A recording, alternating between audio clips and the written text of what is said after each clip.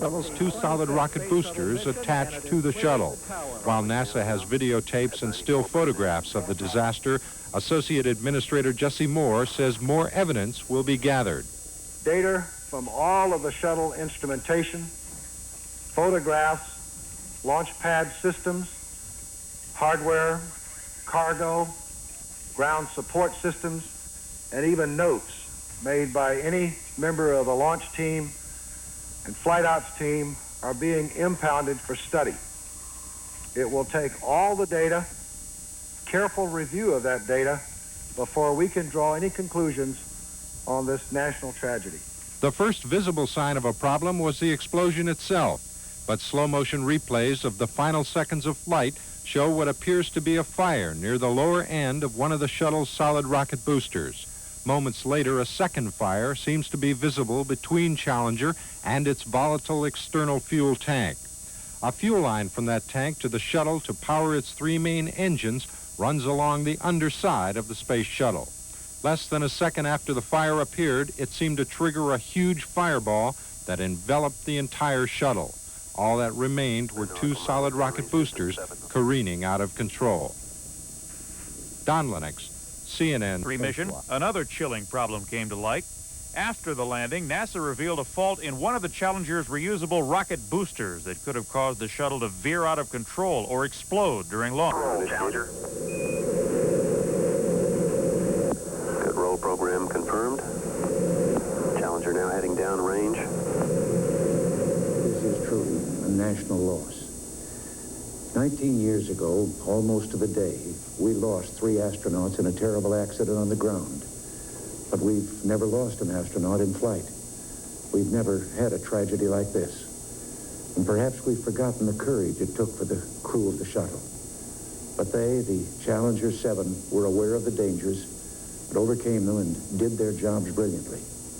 We mourn 7 heroes: Michael Smith, Dick Scobie, Judith Resnick, Ronald McNair, Ellison Onizuka, Gregory Jarvis, and Krista Mikaloff. We mourn their loss as a nation together. Engines throttling up, 3 engines now at 104%. Challenger, go at throttle. And you're seeing men and women, veterans and first-timers, parents and even a classical pianist. They came from Akron and Detroit, Boston and the Carolinas. They were pilots and engineers and a teacher, and they were young. The oldest would have turned 47 in May. What they shared was a pioneer spirit, a passion for adventure, and a belief that man's discoveries in space can help solve problems on Earth.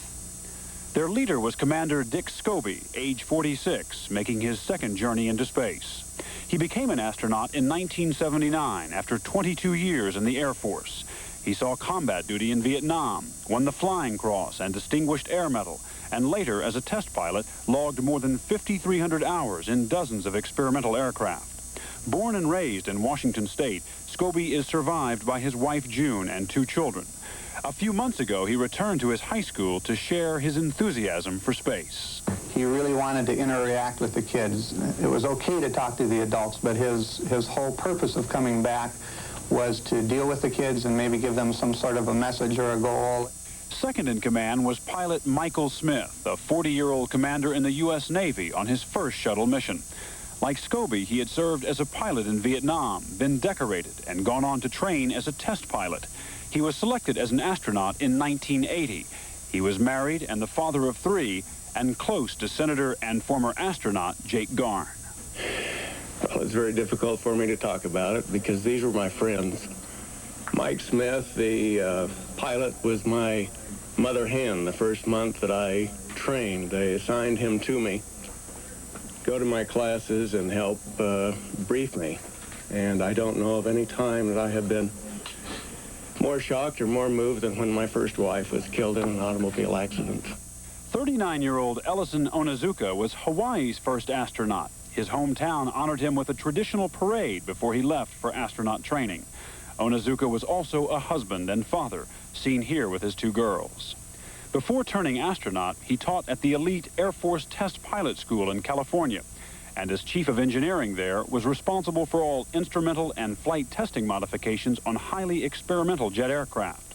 For Onizuka, a lieutenant colonel in the Air Force, the exploration of space was a way to serve man's more immediate needs. There are a lot of outcomes from these projects which will affect both our society and the rest of the world. 36-year-old Judy Resnick from Akron was on her second mission. Her specialty, electrical engineering, her assignment to operate the shuttle's mechanical arm. On her first mission, she used the device successfully to help remove ice from the outside of the orbiter. It was also on that mission in 1984 when the shuttle Discovery aborted takeoff moments after the engines had been fired. Resnick later expressed confidence in the shuttle's safety systems. After it all happened, we were all very grateful that the safety features do what they're supposed to do on the orbiter. And I think that the system has been designed such that anything that could present a problem will be taken care of by these safety features. When Resnick wasn't flying, she sometimes doubled as a commentator, helping bring to life for television viewers what it was like to take off on board the shuttle. Gregory Jarvis, age 41, was a Hughes aircraft engineer on board Challenger to conduct tests on the effect of weightlessness on liquids carried in tanks. NASA hoped his experiments would provide information for the design of liquid fuel rockets. He was born in Detroit and trained as an Air Force satellite engineer. He was married but had no children. Mission specialist Ronald McNair was doing research on lasers when he was selected to become an astronaut in 1978. Born in Lake City, South Carolina, schooled at MIT, he brought a background in physics to the shuttle program. This was his second flight. A husband and father, McNair saw space travel as a calling for himself and mankind. So I see it as something that we must do, and I see it as something that's part of man's nature to explore. And finally, the first teacher in space, Krista McAuliffe, chosen from more than 11,000 applicants for what she described as a once-in-a-lifetime opportunity. Well, it was a challenge, and it was something that I always ask my students, you know, to go and seek whatever they feel they can do and reach a little higher. McAuliffe taught social studies in Concord, New Hampshire, and she said she wanted to bring the wonder of space to students all across the country. She'd planned to give lessons on weightlessness and life in outer space that were to be televised to millions of schoolrooms. She's survived by her husband, her 2 children, and all the students she taught and adored in Concord. She did this to get people into the space program, you know, to open up people's eyes and get people more enthusiastic about it. And I know that she will hope that people take this as a bad accident, as bad accidents to occur, and just to have faith. In the end, faith is what America's space program began and grew up with, that and technology. Today, whatever it was that went wrong, it wasn't a problem of faith. Stone Phillips, ABC News. The 7 men and women who flew on Challenger this morning, in some cases having flown before, and reminding us, of course, that the success of the space program has been such over the last few years. This was the 10th mission of Challenger and the 25th of the shuttle program, that we have come to take its success and its safety very much for granted until today. I suppose the reminder there is that we now identify with those men and women in a much more personal way than we have done almost at any point since the beginning of the space shuttle program, with the exception of a woman flying for the first time, or in the case of the first black astronaut in space. You saw in Stone Phillips' report Senator Jake Garn from Utah, who said that today's accident was so devastating to him it was clear. Senator Garn is now at Andrews Air Force Base, having just got off the Vice President's aircraft, having flown to Cape Canaveral to talk to the people at Launch Control. And at 11:39 Eastern Standard Time this morning, the proof exploded before our eyes. You just can't believe that something like that has happened initially, and then when it sinks in, you know, it's just like, you know, losing a member of your family. Today, shock. Engines at 65%, 3 engines running normally, 3 good fuel cells, 3 good APUs. Velocity 2,257 feet per second. Altitude 4.3 nautical miles, downrange distance 3 nautical miles.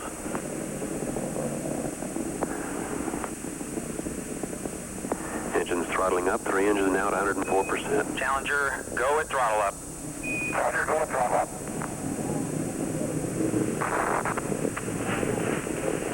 1 minute 15 seconds. Velocity 2,900 feet per second. Altitude 9 nautical miles. Downrange distance 7 nautical miles.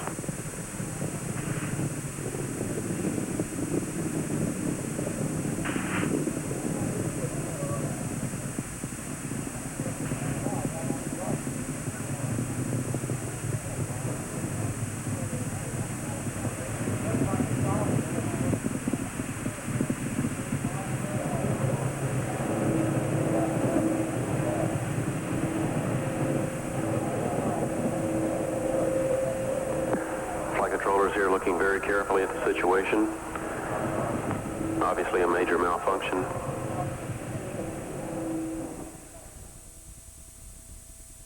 This has been an NBC News. Tomorrow morning on Today,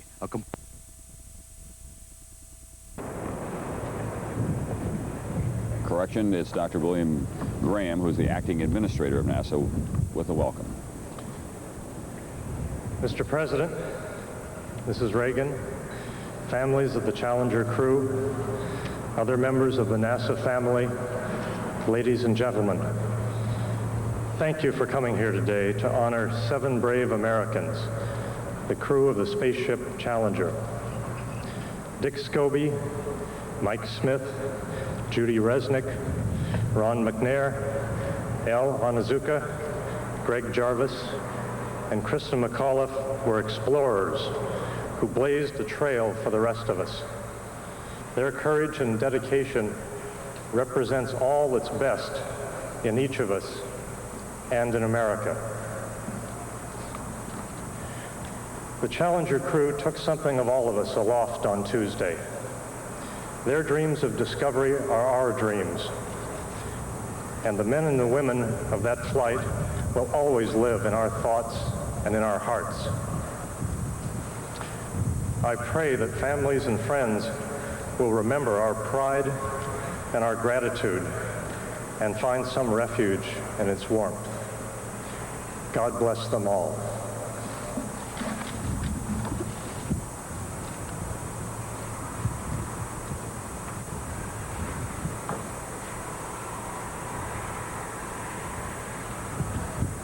That was Dr. William Graham, who's the acting administrator of NASA.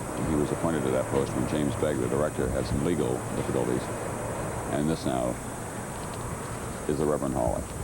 We are gathered here today as a family that shares a common dream, common goal, common commitment, and now a common tragic and devastating loss. And as families do, we have drawn together to remember with love and faith 7 who embodied in a very special way that dream we all possess. Dick, Mike, Judy, Al, Ron, Greg, Krista. Shall we pause for a moment of prayer and meditation? O thou, whom we call by various names, approach by several paths, and yet all acknowledge as the source of life. Thy greatness is seen in this vast and wondrous universe. We turn now to thee because we need the assurance of a love equally great and wondrous. To feel that underneath are the everlasting arms, and to know that the hand that holds us is a hand we trust. We come here grateful for the many ways we have known those whom today we mourn as husband, wife, father, mother, daughter, son, colleague, neighbor, and friend. Each brings his or her own memories of love and laughter, of strength and tenderness, of enthusiasm and joy, skill and courage. And we are grateful for the privilege of having known them having our lives touched by their lives, being bound by ties of love and caring. And now we pray for those who most keenly feel this loss. May they as surely feel the love that surrounds them, the caring that reaches out to them. May we be bearers of thy spirit of love, so that together we may know not only grief, but also the grandeur and the grace of life. Amen.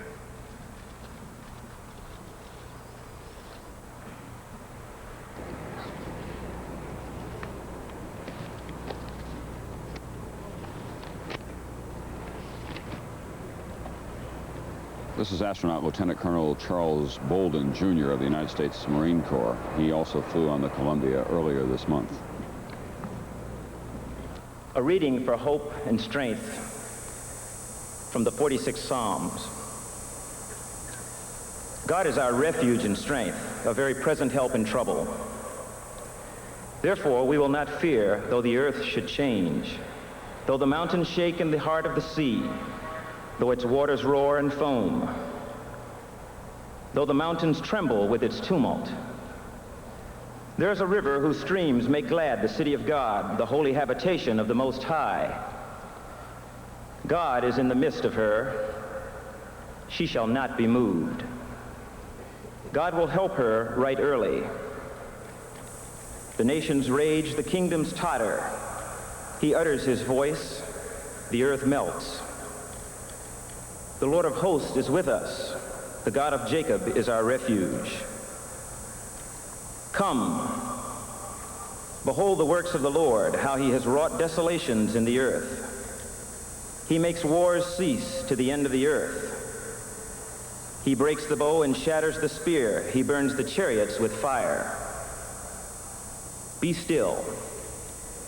Know that I am God.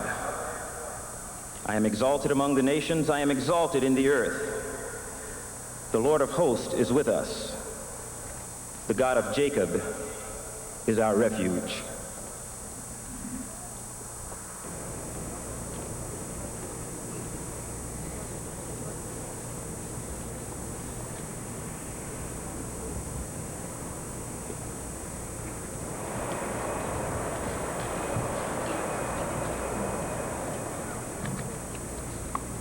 We come together today to mourn the loss of 7 brave Americans, to share the grief that we all feel, and perhaps in that sharing to find the strength to bear our sorrow and the courage to look for the seeds of hope.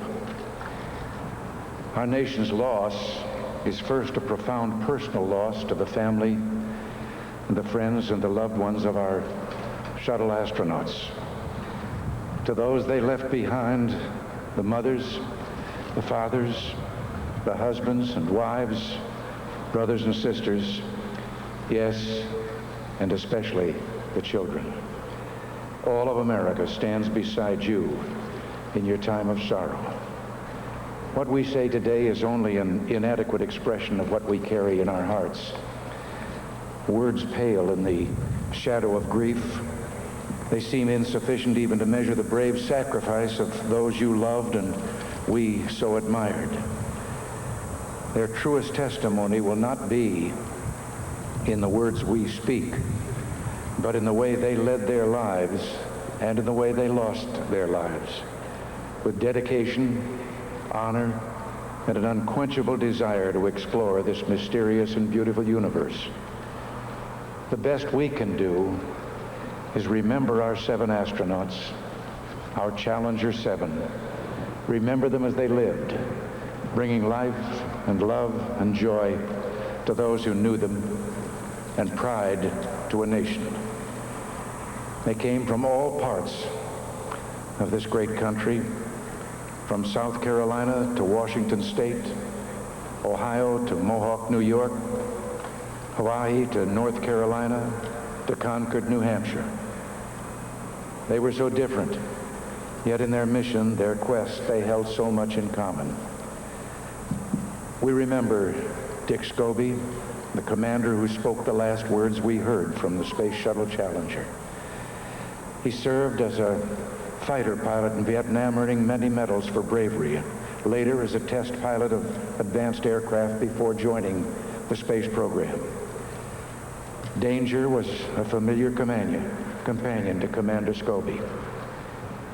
We remember Michael Smith, who earned enough medals as a combat pilot to cover his chest, including the Navy Distinguished Flying Cross, 3 air medals, and the Vietnamese Cross of Gallantry with Silver Star, in gratitude from a nation he fought to keep free. We remember Judith Resnick, known as JR to her friends, always smiling, always eager to make a contribution, finding beauty in the music she played on her piano in her off hours. We remember Ellison Onizuka, who was a child running barefoot through the coffee fields and macadamia groves of Hawaii, dreamed of someday traveling to the moon. Being an Eagle Scout, he said, had helped him soar to the impressive achievements of his career. We remember Ronald McNair, who said that he learned perseverance in the cotton fields of South Carolina. His dream was to live aboard the space station, performing experiments and playing his saxophone in the weightlessness of space. Well, Ron, we will miss your saxophone, and we will build your space station. We remember Gregory Jarvis. On that ill-fated flight, he was carrying with him a flag of his university in Buffalo, New York. A small token, he said, to the people who unlocked his future. We remember Krista McAuliffe, who captured the imagination of the entire nation, inspiring us with her pluck, her restless spirit of discovery, a teacher not just to her students, but to an entire people, instilling us all with the excitement of this journey we ride into the future. We will always remember them, these skilled professionals, scientists and adventurers, these artists and teachers and family men and women, and we will cherish each of their stories. Stories of triumph and bravery, stories of true American heroes. On the day of the disaster, our nation held a vigil by our television sets. In one cruel moment, our exhilaration turned to horror. We waited and watched and tried to make sense of what we had seen. That night, I listened to a call-in program on the radio. People of every age spoke of their sadness and the pride they felt in our astronauts. Across America, we are reaching out, holding hands, and finding comfort in one another. The sacrifice of your loved ones has stirred the soul of our nation. And through the pain, our hearts have been opened to a profound truth. The future is not free. The story of all human progress is one of a struggle against all odds. We learned again that this America, which Abraham Lincoln called the last best hope of man on earth, was built on heroism and noble sacrifice. It was built by men and women like our 7-star Voyagers, who answered a call beyond duty, who gave more than was expected or required, and who gave it little thought of worldly reward. We think back to the pioneers of an earlier century, the sturdy souls who took their families and their belongings and set out into the frontier of the American West. Often they met with terrible hardship. Along the Oregon Trail, you can still see the grave markers of those who fell on the way. But grief only steeled them to the journey ahead. Today, the frontier is space and the boundaries of human knowledge. Sometimes when we reach for the stars, we fall short. But we must pick ourselves up again and press on, despite the pain. Our nation is indeed fortunate that we can still draw on immense reservoirs of courage, character, and fortitude, that we're still blessed with heroes like those of the Space Shuttle Challenger. Dick Scobie knew that every launching of a space shuttle is a technological miracle. And he said, if something ever does go wrong, I hope that doesn't mean the end to the Space Shuttle program. Every family member I talked to asked specifically that we continue the program, that is what their departed loved one would want above all else. We will not disappoint them. Today we promise Dick Scobie and his crew that their dream lives on, that the future they worked so hard to build will become reality. The dedicated men and women of NASA have lost 7 members of their family. Still, they too must forge ahead with a space program that is effective, safe, and efficient, but bold and committed. Man will continue his conquest of space, to reach out for new goals and ever greater achievements. That is the way we shall commemorate our 7 Challenger heroes. Dick, Mike, Judy, Elle, Ron, Greg, and Krista. Your families and your country mourn your passing. We bid you goodbye. We will never forget you. For those who knew you well and loved you, the pain will be deep and enduring. A nation, too, will long feel the loss of her 7 sons and daughters, her 7 good friends. We can find consolation only in faith, for we know in our hearts that you who flew so high and so proud now make your home beyond the stars, safe in God's promise of eternal life. May God bless you all and give you comfort in this difficult time.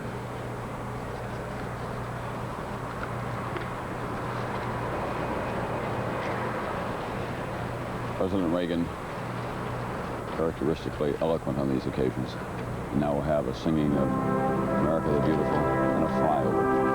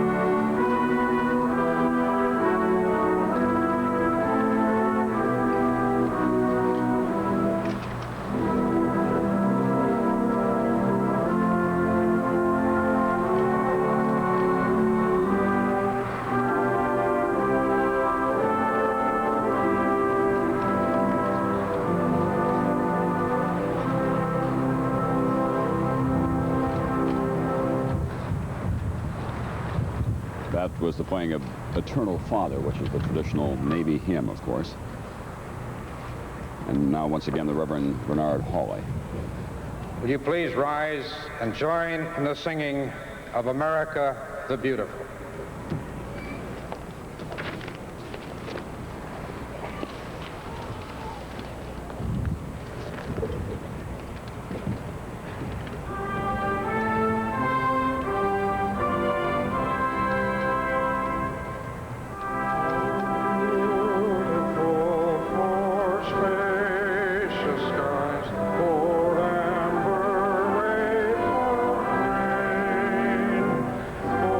For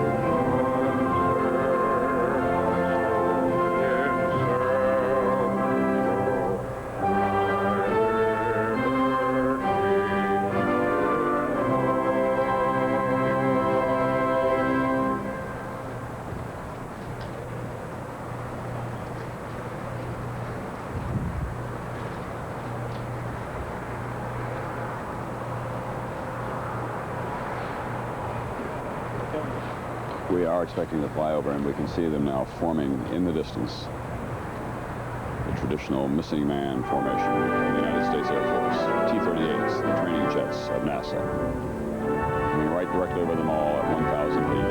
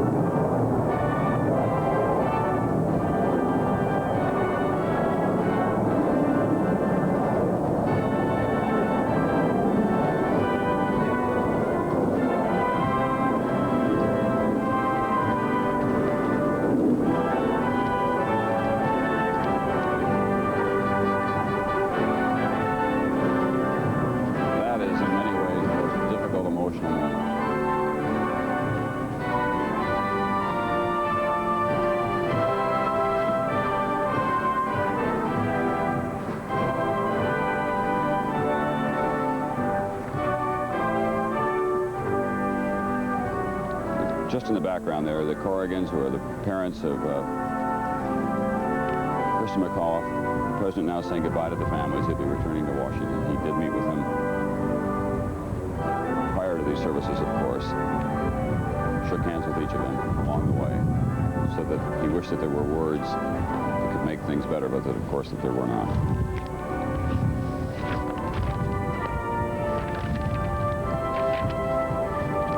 Mrs. Reagan with him. She gave each of the family members a hug and a kiss in those private audiences beforehand.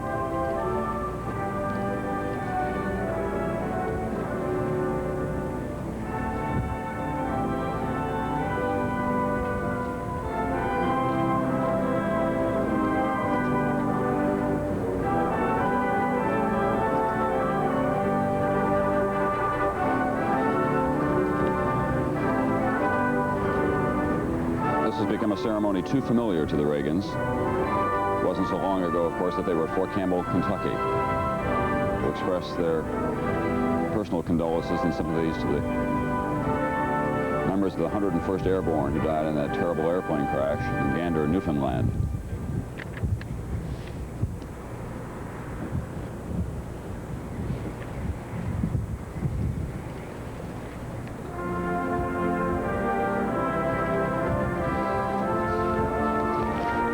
Indicated earlier, 11 children altogether have lost a parent in this tragedy. There are funds that are being set up for them. Also, they're organizing scholarships in the names of Christa McAuliffe, hoping that all school teachers across the country will contribute at least $1 to such a scholarship fund. The program is organized by a youngster out in Bend, Oregon, Kids for Space, hoping that they can pay for the replacement cost of the lost Shuttle Challenger. It's a tall order, $1.2 billion it cost to build it.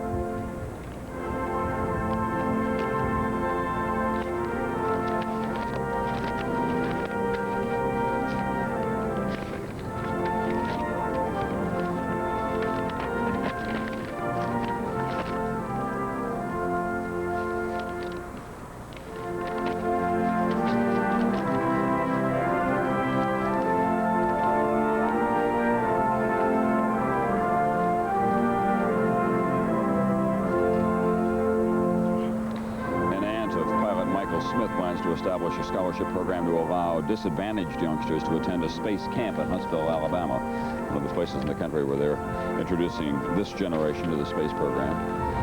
It was, of course, a big concern of President Reagan and others that youngsters not be, if you will, turned off of space as a result of this tragedy, because that is their future.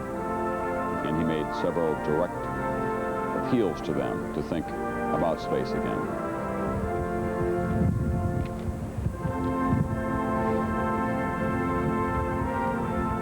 The great tragedy, of course, is that in many classrooms across the country, youngsters were eyewitnesses, more or less, to what happened because they were watching on television when the explosion occurred.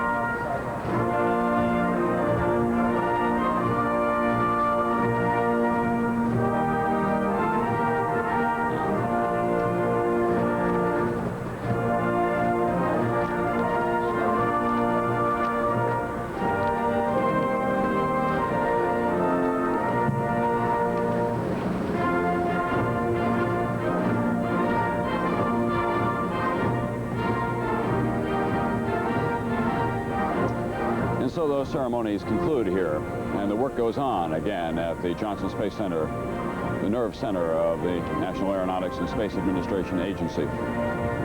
Other ceremonies were being conducted as well today across the country, as I indicated earlier, on the campus of North Carolina Agricultural and Technical State University, Greensboro, North Carolina. It is the alma mater of Ronald McNair, one of 4 black astronauts in this program. He graduated magna cum laude from that school. It is also the alma mater of the Reverend Jesse Jackson. Now we would like to show you some of the sights and sounds of those memorial services today at North Carolina AT&T.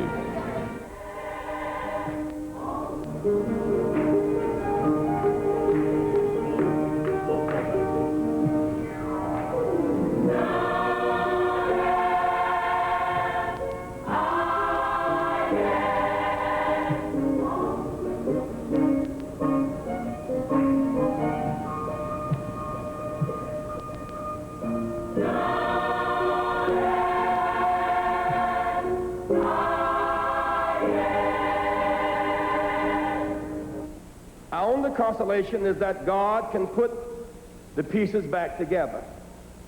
Many of our bodies, our minds, our broken hearts are hurting deeply today, but God can put it back together again. When the young and the brave and the courageous and the talented are snatched without warning, we feel robbed. Our foundation is shaken.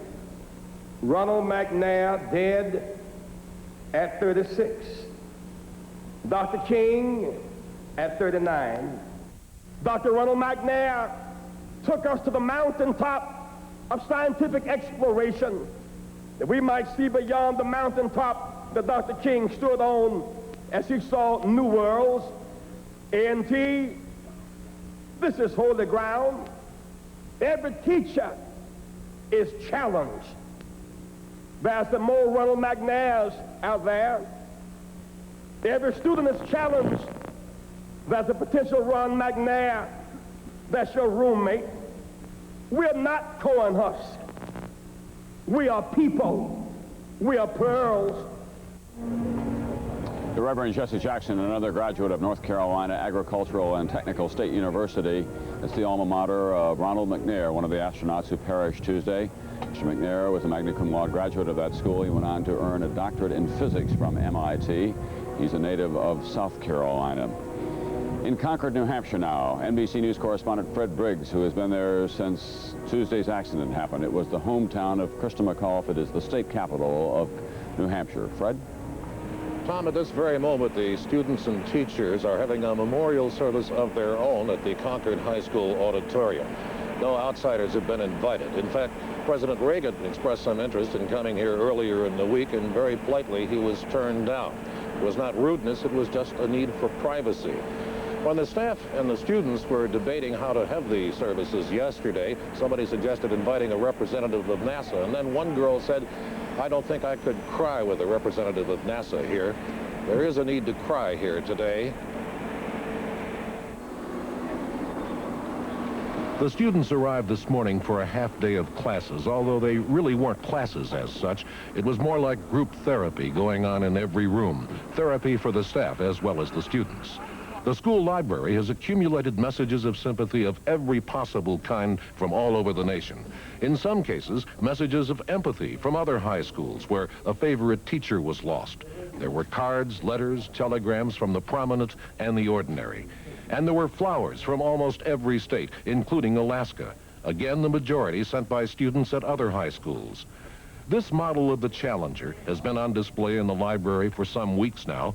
Until Tuesday, it brought a quiet thrill to every student studying here, a source of pride. Now it's a source of sorrow, and most students can't bring themselves to look at it. President Reagan did send a letter to the students and the faculty, and it is probably being read aloud now by one of the students who used to be in Krista McAuliffe's class. We don't know the exact text, but we assume it is similar to the message that he just gave at the funeral in Houston, offering condolences, yet reaffirming the Shuttle program and reaffirming Krista McAuliffe's faith in that program. Tonight at 6 o'clock, there will be a memorial service on the steps of the state capitol. It will be a very, very public service this time, a service that will be both a tribute and a catharsis for all the people of New Hampshire. Tom? Much, Fred Briggs, and of course, Krista McAuliffe was every person's teacher on this flight. We're all very attached and admire all of the astronauts, but they seem a little bit beyond our reach. They are the people with the right stuff, with the intelligence and the bravery and all. But Krista McAuliffe, we've all had a school teacher who looked like that, sounded like that, perky, energetic, enthusiastic. And then to have her lost as well just made this all the more intense in terms of the dimensions of the tragedy. NBC News Chief White House Correspondent Fred, Chris Wallace is right with me right now. The president made a specific point, as he has again and again all week, of saying not only that the Space Shuttle program will continue, but that the space station will be built. This is crucial, of course, to the Strategic Defense Initiative, to the Star Wars program, and there will be a setback of what dimensions we're not sure yet in SDI as a result of this, but the president is making it very clear politically he's determined to go forward. Well, that is interesting, Tom, because the fact is that the space station is going to be tremendously expensive. They're talking about something like $8 billion in a project that was already scheduled not to be completed until 1994, now with this tragedy probably beyond that. And I think that if there had been any second thoughts within the White House about possibly scaling back on the manned space program, maybe too much danger in putting men into space, maybe we should automate more, and there is some talk about that in the country. You might have seen it there, but the president went out of his way in his very eloquent speech today to say that Ron McNair, one of the 7 who had lost his life, had dreamed of being in a space station, playing a saxophone in a space station, and the president said, well, Ron, it will be built. It's interesting, there is a debate going on within the White House. NASA is going to be allowed to investigate the accident, but there is a debate going on within the White House about setting up a separate presidential commission to examine the whole question of where the space program should go, re-examine the shuttle program, re-examine the whole question of man in space. But it would seem that the president has, to a certain degree, already preempted a number of those questions in saying he's going to go ahead with the shuttle and with the manned space station. Do they expect any additional political difficulty, political criticism of their plans for SDI, for the Star Wars program, as a result of this tragedy and the setback?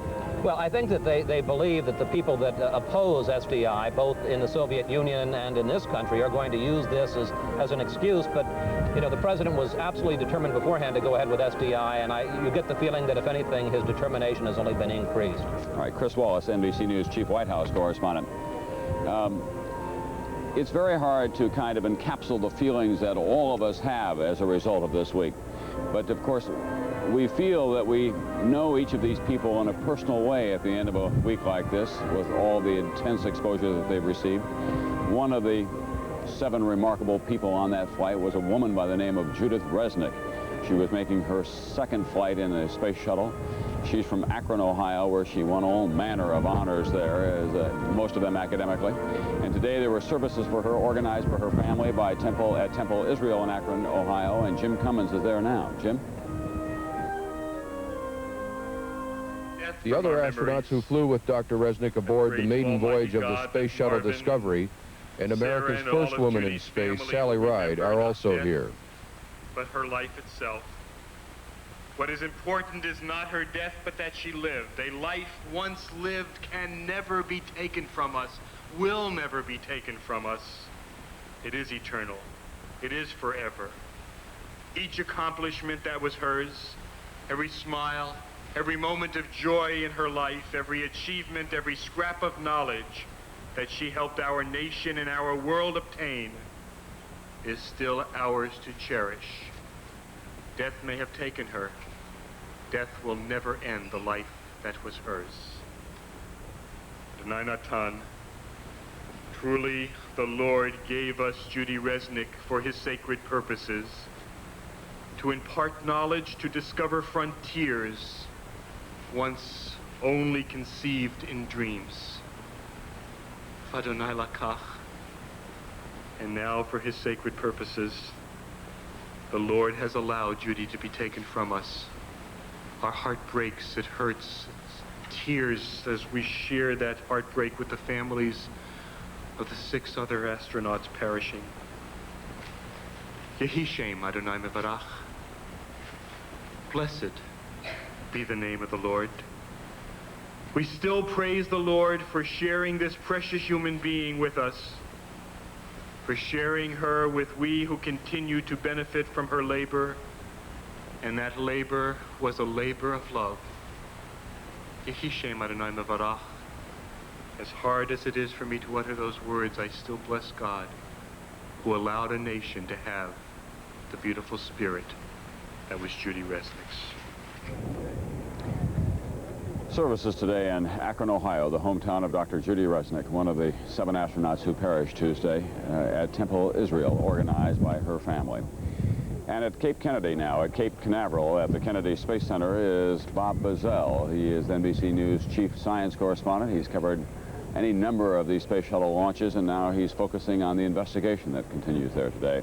Bob, is there anything new? I know that they have recovered much larger chunks of the fuselage, and they apparently have detected on the ocean floor, what, a big piece of material of some kind? Any more on that?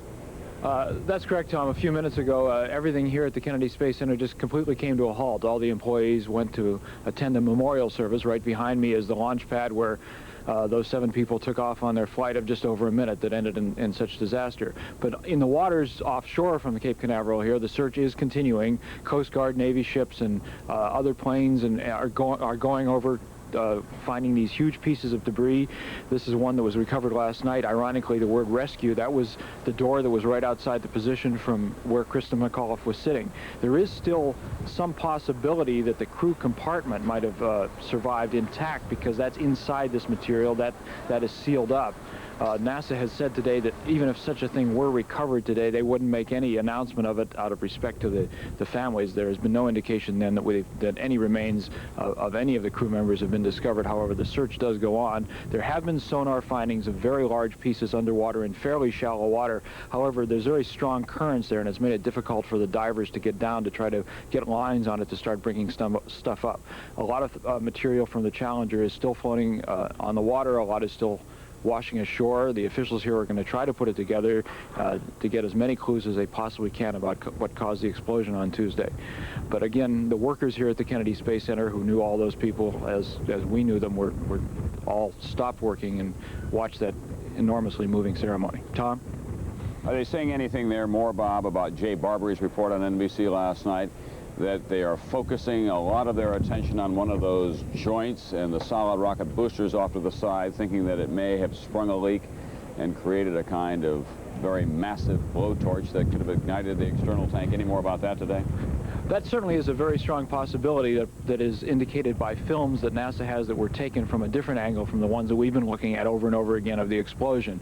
However, NASA officials emphasize that even if it did look like that on the film, there are many unanswered questions. How it got through the external tank, how it happened, what caused the fracture to occur in the weld joint, and there aren't, even though the film showed that as a very strong possibility, everyone emphasizes that there is certainly no conclusion yet. The panel has just started to meet, and it will be many months of investigation before a final conclusion is drawn as to what caused the tragedy. And can you tell us at all about what is going on around the beaches of Cape Canaveral? Are people still out looking for debris, or are they being held off those beaches by some of the military personnel that we've seen there? No, Tom, there's just too much beach to hold the public off. The NASA and other officials have ask the public to be cooperative, and I think most people have been, that whenever they find anything that they think may be part of the Challenger, to call either NASA or the sheriff's office, and they have done that for the most part. That's been one of the biggest sources of the material that's been found, is that this stuff people call things that are found along the beach. NASA has been very emphatic that they need those things for two reasons. One is they don't know what could be a clue. All kinds of things are washing up on the beaches. And the other thing is that some of that stuff could be dangerous. It could have been containing some sort of solid fuel or something else that could be poisonous or corrosive. So they've been very firm in their request to the public to cooperate, to report anything that they find along the beaches, and so far it seems that people are doing that. I don't think too many people would want a piece of the Challenger as a souvenir at this point. Thanks very much, Bob Bazell, today at the Kennedy Space Center at Cape Canaveral, Florida. You know, the irony of this week is that the space program, by and large, has given us so many moments of national exhilaration, dating back from the early days of manned space flight. We did have those traumas, of course, of losing a lot of hardware, but there weren't people involved in the early days. And then The successful flights to the moon. Who could ever forget the suborbital flight, for example, of Alan Shepard, and the successful orbital flight of John Glenn? Neil Armstrong, Eagle has landed, one giant step for mankind. And then the space shuttle, which came to be a kind of a national symbol. And then this tragedy. Well, after today, after this week, of course, the risk takers will continue to take their risks. They'll find new frontiers for us. They will commit their minds and their bodies to our future. They'll solve the problems, they'll surmount the challenges. They'll fail occasionally, but by and large, I'm persuaded they will ultimately triumph, and we'll be all the richer for it. And we'll have memories, not just the bad memories of this week, but good memories, as we've had all along. Here are some of them for you now, as we have captured them along the years on television.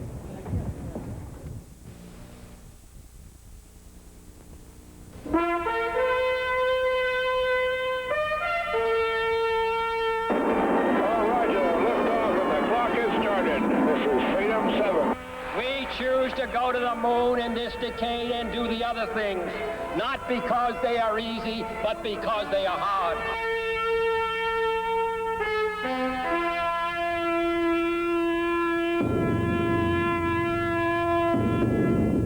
Eagle, you're looking great. Go for landing, over. Tranquility Base here. The Eagle has landed. That's one small step for man, one giant leap for mankind.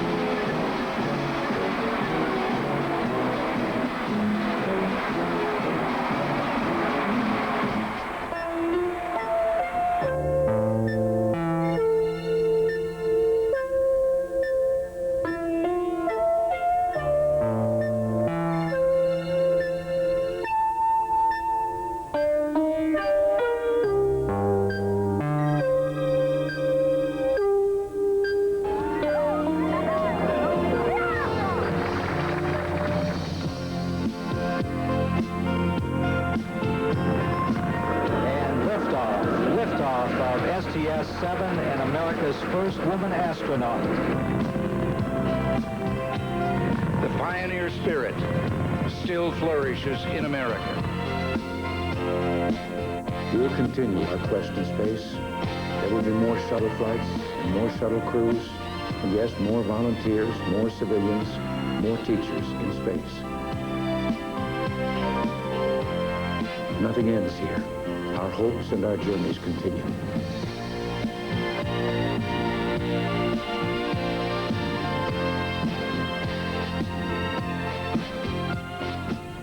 This has been an NBC News special report.